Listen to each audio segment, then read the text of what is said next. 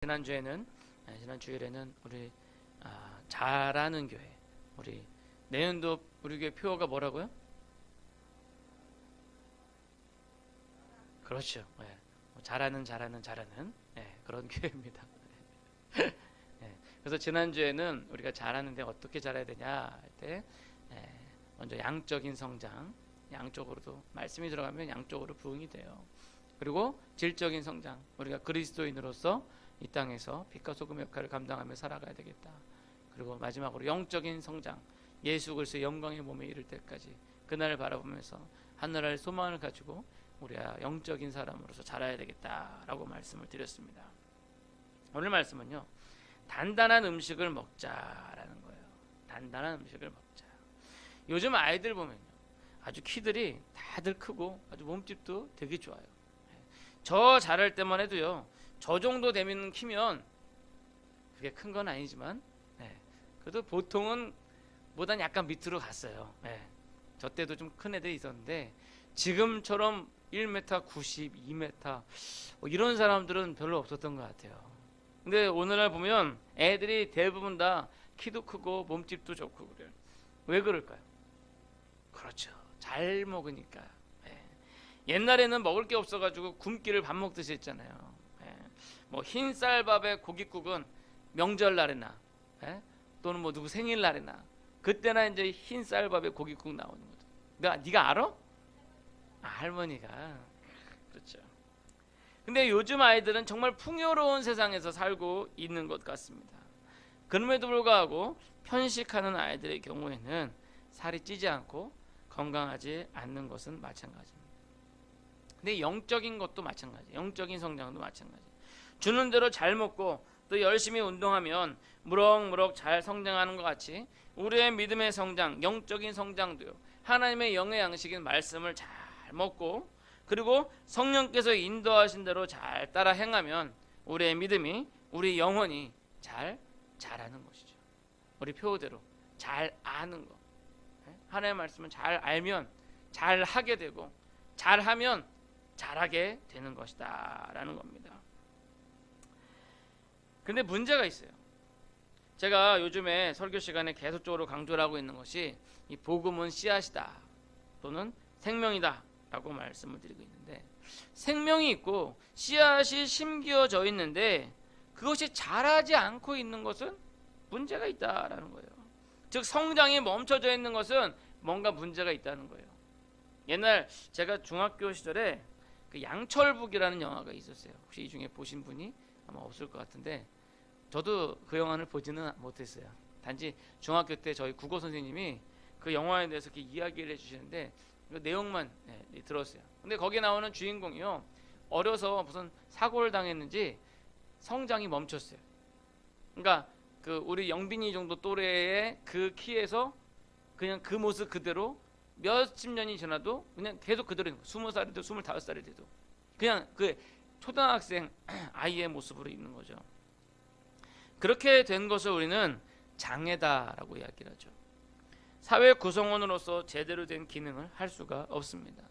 교육도 받고 성장도 해서 어느 정도 자라면 사회 구성원으로서 사회에서 일도 하고 기여도 하고 해야 되는데 계속 돌봄을 받아야만 하는 그런 어린아이의 상태로만 있다는 것은 문제가 심각하다. 근데 중요한 것은요, 오늘날 교회에 그러한 영적인 미수가, 즉 성장이 멈춰버린 신자들이 많이 있다는 거예요. 하나님의 말씀 양식을 먹고 성령의 인도에 따라서 성장을 해야 되는데 매일 어린아이처럼 투정만 부리고 편식만 하고 운동도 안 하려고 해요. 그리고 설교도 자기가 듣고 싶은 설교만 들으려고 그러는 거예요. 오늘날 어떻게 보면 설교의 홍수 속에 살고 있어요. 그렇잖아요. 뭐 TV에서 CTS만 틀어도 뭐 유명한 목사님들 설교 많이 나오고, 그다음에 여러분들 뭐 수요 예배 못 들었어도요, 여기 주보에 있는 홈페이지 들어가시면 다 녹화돼 가지고 거기서 그대로 다 나와요. 그러니까 여러분들 설교를 들으려 그러면 어디든지 들을 수가 있는 그런 상황이 주어져 있습니다. 그럼에도 불구하고 그렇게 너무나도 많다 보니까 그 말씀에 대한 갈급함이 사라져 버렸다. 예전에는요, 교회에서 부흥해야 한다 그러면요, 그죠? 우리 강혜건 쌤도 그렇고 이금대건 쌤도 그렇고 교회에서 부흥회 한다 그러면 다른 교회 사람들도 왔어요. 그러니까 이 교회에서 부흥회 한다 그러면 저 교회 부흥회 오늘 가야지. 다른 교회 교인들이 그 교회를 가요. 저 교회 부흥회 한다 그러면 우리 교회 교인들도 그 부흥회 찾아갔어요. 왜? 말씀을 사모하고 갈급하니까. 그러다 보니까 막 그때는 어떻게 했냐면 일주일 내내 했어요. 그죠? 부흥회를 일주일 내내 하기도 하고 뿐만 아니라 새벽, 아침, 점심, 저녁 하루에 4번씩. 그것도 시간이 짧은 게 아니에요. 1시간 내지 2시간 2시간 가까이 부흥회를 했어요. 그런데도 집안일 하다 말고 시간 되면은 뭐 시골에서는 막 눈 오는 날 되면 산 하나 넘어가지고 부흥회 간다고 해요. 그렇게 말씀에 갈급함이 있었는데 요즘에는 그냥 새벽 예배하고 저녁 집회, 그것도 짧게 이틀에서 3일, 그것도 주일 껴서 그렇게 부흥회를 하더라고요. 그러던 그 부흥회도 요즘에는 하는 교회들이 거의 없어요. 왜 없어졌을까요? 사람이 안 오니까. 그러니까 그만큼 말씀에 대한 열정들이 식어버렸다. 그것이 바로 현대 한국 교회의 영적인 상태를 보여주는 한 예라고 할 수가 있는 것입니다. 이런 시대에 바라긴 우리 망원중앙교회는요, 다시 한번 영적인 성장에 갈급하여 그 말씀에 대한 갈급함이 넘쳐나기를 소원합니다. 여러분, 아이들이 잘 안 먹고 막 투정 부리면 부모 마음 속상하잖아요. 애가 밥 쑥쑥 잘 먹고 잘 자라야 되는데 애가 막 안 먹고 막 반찬 투정하면은 부모 마음이 속상하잖아요. 그래서 저희 집에서는 하근이만 보면, 밥 먹을 때 하근이만 보면 다들 기분이 좋아요. 너무 잘 먹어서. 근데 호근이를 보면은 기분이 나빠요. 잘 안 먹어서. 어떻게 한 배에서 나왔는데 그렇게 틀린다 몰라요. 근데 우리 하나님께서 보실 때 말씀 양식 잘 먹고 운동하고 그렇게 쑥쑥 자라면은 기분이 좋으시죠. 근데 오늘 목사님 설교 너무 길어. 오늘 목사님 설교하시는데 나 치는 것 같아. 오늘 목사님 설교하시는데 왜 저런 얘기를 하시지? 그러면서 막 반찬 투정하고 난 계란 후라이만 먹을 거야. 제가 어렸을 때 그랬거든요. 그러면요, 우리 하나님 보실 때 얼마나 마음이 아프시겠습니까? 바라기는 우리 하나님께서 기뻐하실 수 있는 우량한 그런 건강한 영적인 성장이 우리 안에서 일어나기를 간절히 축원합니다. 자, 먼저 오늘 본문은 아니지만 연관된 본문이 베드로전서 2장 1절부터 2절까지의 말씀이 있어요. 베드로전서 2장 1절에서 2절 한번 다 같이 한번 읽어보겠습니다. 앞에 있습니다. 시작. 모든 악독과 모든 기만과 외식과 시기와 모든 비방하는 말을 버리고 갓난아기들 같이 순전하여 신령한 젖을 사모하라. 이는 그로 말미암아 너희로 구원에 이르도록 자라게 하려 함이라. 아멘. 뭐라고요? 뭐를 사모하라 그러죠? 신령한 젖을 사모하라. 그래서 오늘 첫 번째는 뭐냐면요, 신령한 젖을 사모하라 라는 거예요. 다음 넘기시면 나옵니다. 신령한 젖을 사모하라. 오늘날에는 분유를 먹이는 집들이 많이 있지만 옛날에는 거의 대부분 다 모유를 먹였잖아요. 아닌가요? 우리 이금래 권사님 어떻게 모유 먹이셨어요? 분유 먹이셨어요? 분유가 그때 없었죠? 그러니까 모유를 먹였죠. 저희 집도 남아공에 있을 때 아주 필사적으로 모유 수유를 했어요. 왜냐면 아무래도 이제 형편이 어렵다 보니까 모유가 좋다 뭐 이런 걸 떠나서 분유를 사기가 분유값이 감당을 못하겠더라고요.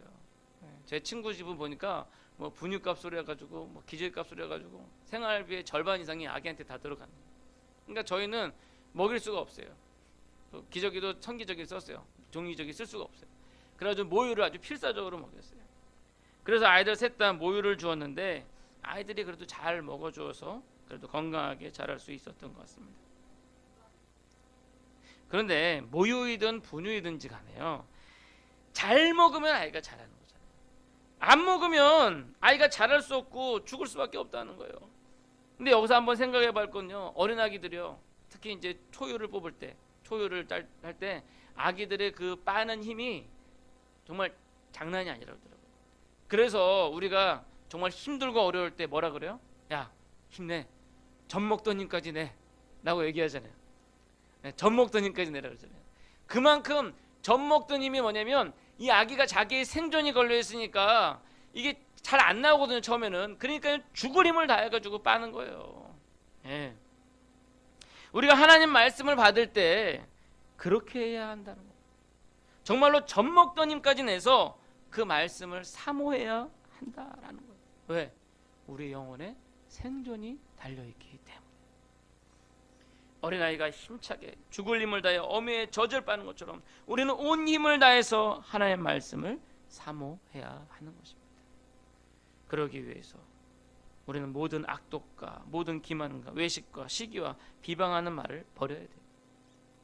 옛날에 어떤 부흥사 목사님께서 이런 이야기를 하시는 걸 들었어요.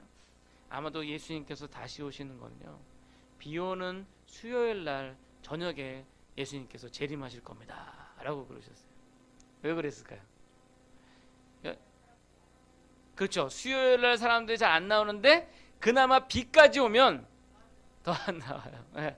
그러니까 아마도 그때 예수님께서 오시면 안 나오고 있던 분들 좀 창피할까봐 이제 말씀하신 것 같은데, 저는 거기다 하나를 더 보태가지고요, 비 오는 수요일 날 재밌는 드라마 할 때, 비 오는 수요일 재밌는 드라마 하는 저녁 시간에, 아니면 비 오는 수요일 한일전 축구할 때. 한일전 축구하면은요, 저 사람들이 대단하더라고요. 요즘 TV 보면 한국 드라마 정말 재밌게 잘 만들어요. 그죠? 해외 수출도 하고 뭐 전 세계적으로 한류 열풍입니다. 제가 남아공에 있을 때 그 영어 어학원 다닐 때 같이 다니던 일본 여자가 있었는데 저한테 계속, 제가 한국 사람이라니까도 연사마 아냐, 연사마 아냐 그러더라고요. 근데 연사마가 도대체 누구냐? 저는 그때 몰랐으니까 연사마가 도대체 누구냐? 한국 배우 중에서 연사마, 연지성 가진 사람은 도저히 없는데 연사마가 도대체 누구냐? 그래도 근데 드라마 설명을 하는데 보니까 뭐 겨울 연가인가 뭔가 그런 것 같아요. 그때는 이제 그걸 안 봤기 때문에 제가 전혀 몰랐고, 그때 이제 일본에 연사마 열풍이 있는지 몰랐어요. 그랬는데 아무튼 제가 잘 모르는 걸 가지고 오히려 일본 여자가 저를 이상하게 생각해. 너 한국 사람 맞냐 그러면서. 나중에 알고 보니까 배용준이더라고요. 이렇게 한국 드라마가 세계적으로 널리 알려질 정도로 재미있는데, 그러나 그렇게 이 세상이 재미있어서 이 세상에 빠져 있다 보면요, 정작 먹어야 할 신령한 젖을 먹지 못하게 된다라는. 그렇게 되면 영적으로 건강해지지 못하고 영양실조에 걸리는 거예요. 어린 아기들 엄마 젖을 먹어야 되는데 한번 설탕 맛을 봐가지고 계속 설탕물만 달라고, 설탕물만 달라고. 뭐 때로는 아기가 설탕물이 뭐 감기 걸다든지 뭐 이래가지고 열을 식히기 위해서라든지 또 뭐 줄 수 있어요. 근데 계속 설탕물만 달라고. 그러면 아기가 어떻게 되겠어요? 그 아기가 제대로 자랄 수 있겠습니까? 바라기는 여러분, 이 세상 재미를 따라가지 마시고 신령한 젖, 하나님의 말씀을 사모하여 젖 먹던 힘까지 내어 그 신령한 양식으로 영적인 건강, 영적인 성장을 맞이하시기를 간절히 소원합니다. 자, 두 번째로 고린도전서 3장 1절에서 2절의 말씀을 한번 보도록 하겠습니다. 다 같이 읽겠습니다. 시작. 형제들아, 내가 신령한 자들을 대함과 같이 너에게 말할 수 없어서 육신에 속한 자 곧 그리스도 안에서 어린아이들을 대함과 같이 하노라. 내가 너희를 젖으로 먹이고 밥으로 아니하였느니 이는 너희가 감당하지 못하였음이거니와 지금도 못하리라. 아멘. 여기서 보니까 바울이 신령한 자들을 대함과 같이 말할 수 없어서 젖으로 먹였다. 즉 우리의 상태가 아직 밥을 감당하지 못하는 상태다라는 거죠. 그러나 이 말씀이요, 너희는 평생 밥을 감당하지 못하니까 계속 젖만 먹어라 라고 말씀하시는 것은 아니에요. 이 장에서 바울이 우리가 세상의 영을 받지 아니하고 하나님께로부터 온 영을 받았다고 말을 하고, 우리는 육에 속한 사람이 아니라 영에 속한 사람이고 신령한 자라고 이야기하고 있기 때문이죠. 즉 바울은 현재 우리 모습에 대한 지적, 지금 너희가 아직 밥을 먹지 못하고 젖만 먹어야 되는 상태다, 그렇게 지적하면서 말씀하고 있는 게 뭐냐면, 이제 성장하라 라는 겁니다. 어린아기로서의 모습을 버리고 성장하라 라고 말씀을 하고 있다는 거예요. 다시 육아에 대한 말씀을 드리면 아기가 어느 정도 자라면 계속 젖만 먹일 수는 없잖아요. 그렇죠? 그러면 이제 뭐래요? 이유식을 해야 돼요. 젖만 먹어서는 영양분이 부족하니까 이유식을 해야 됩니다. 아직 단단한 음식을 먹기에는 좀 힘들고 이유식을 통해서 음식에 잘 적응할 수 있도록 그리고 뼈와 살이 자라게 알맞는 영양소를 공급해 주어야 합니다. 영적인 성장도 마찬가지라는 거예요. 언제까지나 계속 젖만 먹고 있을 수는 없다는 거예요. 따라서 영적인 이유식을 먹어야 돼요. 그런데 여러분 아기들 키워보신 분들은 아시겠지만 아기들 처음에 이유식 먹을 때 물론 개 중에는 잘 받아 먹는 애들도 있어요. 근데 대부분은 이유식 잘 안 먹으려고 해요. 왜? 계속 젖만 빨다가 뭔가 숟가락이 들어오고 이물질이 들어오니까 아기들이 잘 안 먹으려고 그러는 거죠. 낯선 음식과 숟가락이 이물질처럼 느낍니다. 따라서 천천히 맛을 드러나야 그 다음부터 자연스럽게 먹게 되는 거죠. 영적인 성장도 마찬가지예요. 그래서 사도 바울은 고린도 교회에 대해서 그리스도 안에서 어린아이와 같이 대함과 같이 한다라고 합니다. 그러나 그 대하는 것이 조금씩 높아지고 그에 따른 봉사와 헌신이 요구가 되는 거예요. 따라서 우리가 신앙생활할 때 이전에 초신자로 있을 때랑 또 어느 정도 신앙의 경력이 올라갔을 때 왜 옛날에는 목사님이 나한테 또 성도들이 나한테 이렇게 대해줬는데 지금은 나한테 이렇게 대하지 않고 막 이렇게 이것저것 요구만 하고 그러냐? 여러분 이상하게 생각할 게 아니라 나에게 이제 이유식의 단계가 왔구나 라고 생각하셔야 되는 거예요. 그리고 하나의 말씀을 이전에는 목사님의 설교를 통해서 받았다면 이제는 직접 그 말씀을 읽고 묵상함으로써 하나님의 뜻을 발견할 수 있어야 한다라는 거예요. 그래서 성경 공부의 가장 기본적인 목표는 뭐냐면요. 제자 훈련이나 아무튼 교회에서 하는 여러 가지 훈련들이 있잖아요. 그런 훈련의 가장 기본적인 목표는 뭐냐면 성도들이 스스로 하나님의 말씀을 보고 그 말씀을 제대로 이해하고 해석할 수 있도록 도와주는 것이 바로 그러한 것이다 라는 거예요. 그래서 내년에 양육반과 제자반을 통해서는 그러한 단계의 성경 공부를 하려고 계획 중에 있습니다. 바라기 이제 말씀에 대한 수동적인 어린 아기들의 단계에서 우리가 한 단계 성장해서 스스로 하나님의 말씀을 찾으시는 스스로 이유식을 먹을 수 있는 그런 여러분들이 되시기를 간절히 소원합니다. 자, 마지막 세 번째는요. 바로 밥을 먹는 상태. 밥을 먹도록 하는 거. 세 번째 넘겨주시면 돼요. 못 넘기시. 밥을 먹도록 성장하는 그 단계죠. 자, 다 같이 오늘 설교 본문인 히브리서 5장 12절에서 14절 한번 읽어보겠습니다. 앞에 있습니다. 다 같이 읽겠습니다. 시작. 내가 오래되었으므로 너희가 마땅히 선생이 되었을 터인데 너희가 다시 하나님의 말씀의 초보에 대하여 누구에게서 가르침을 받아야 할 처지이니 단단한 음식은 못 먹고 젖이나 먹어야 할 자가 되었도다. 이는 젖을 먹는 자보다 어린아이니 의의 말씀을 경험하지 못한 자요. 단단한 음식은 장성한 자의 것이니 그들은 지각을 사용함으로 연단을 받아 선악을 분별하는 자들이니라. 본문을 보시면 때가 오래되었다라고 합니다. 예수님을 구조로 영접하고 믿는다고 하면서 때가 오래되었다면 마땅히 선생이 되어야 한다라는 것. 즉 말씀 양식을 먹고 성장하면 이제 받기만 하는 게 아니라 내가 가진 것을 또한 다른 사람들에게 전해줄 수 있어야 한다라는 겁니다. 어린아기지만 성장하여 어른이 되면요 결혼하고 또 자녀를 출생하고 키울 수가 있게 돼요. 그래서 나이를 많이 먹어도요, 옛날에 나이를 많이 먹어도 결혼 안 하면 어른으로 취급 안 했어요. 그죠? 옛날에는 결혼 안 하면 상투를 못 틀었잖아요. 결혼해야지만 상투가 뭔 줄 모르지? 이렇게 머리 이렇게 해가지고 그래 아는구나. 상투를 못 틀었어요. 상투를 못 틀어가지고 상투를 못 틀으니까 머리가 이제 더벅머리가 이렇게 되잖아요. 그래가지고 그런 노총각을 갖다가 더벅머리 총각이다라고 얘기한 거잖아요. 그러니까 결혼하고 애를 낳아야 그래야 비로소 어른이 되는 것 같아요. 결혼하고 애를 낳아봐야 그래야 아이고 우리 부모님이 나를 이렇게 키웠구나 하면서 철이 드는 겁니다. 이처럼 영적인 성장에서도요, 어느 정도 자라서 단단한 식물을 먹을 수 있게 되면은 영적인 자녀를 낳고 키워야 된다라는 거예요. 그래서 성장한 사람들은 믿지 않은 사람들에게 복음을 전하게 되는 것입니다. 즉 복음 전파는 성장의 마지막 단계다라고 생각이 됩니다. 예수님께서 십자가에 죽으시고 부활하셔서 제자들과 함께 계셨지만 제자들은 아직 성장한 게 아니었어요.